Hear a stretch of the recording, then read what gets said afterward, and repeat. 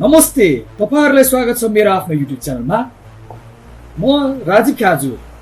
आज म तपाईहरुलाई तपाईको फोटोलाई नेक्स्ट लेभल पार्नको लागि टिप्स र ट्रिक्सहरु लिएर आएको छु। आजको शीर्षक चाहिँ हाम्रो ब्लक फ्रेमिङ हो। ब्लक फ्रेमिङले चाहिँ के भन्छ भनेसी कुनै पनि तपाईको इन्भाइरोमेन्टमा भएको वस्तुलाई चाहिँ आधार बनाएर चाहिँ हामीले कुनै फ्रेमिङ गर्यो भने त्यसलाई चाहिँ ब्लक फ्रेमिङ भनिन्छ। जस्तै कि यो पिक्चरमा चाहिँ तपाईले हेर्न सक्नुहुन्छ।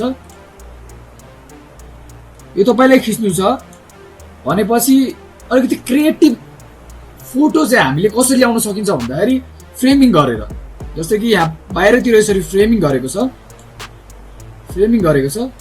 यसरी नै हामीले फ्रेमिङ गरेर चाहिँ यसरी सब्जेक्टलाई चाहिँ अझ क्रिएटिभ फोटो चाहिँ हामीले बनाउन सक्छौँ।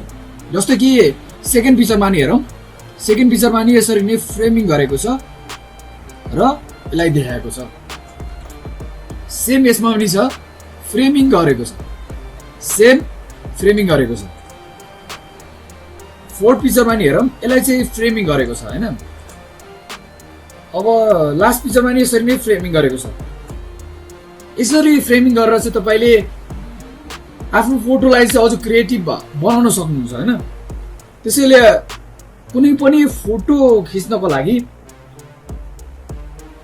एकदम ठुलो क्यामेरा चाहिन्छ भन्ने छैन हैन।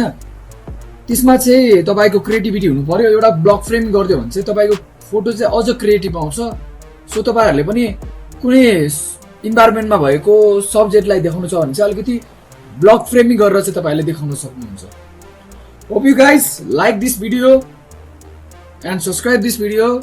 यदि तपाईहरुलाई फेरि पनि नयाँ भिडियो चाहिन्छ भने तपाईहरु कमेन्ट गर्नुहोस् र म फेरि भिडियोहरु हाल्ने छु। तबसम्मको लागि बाइ बाइ।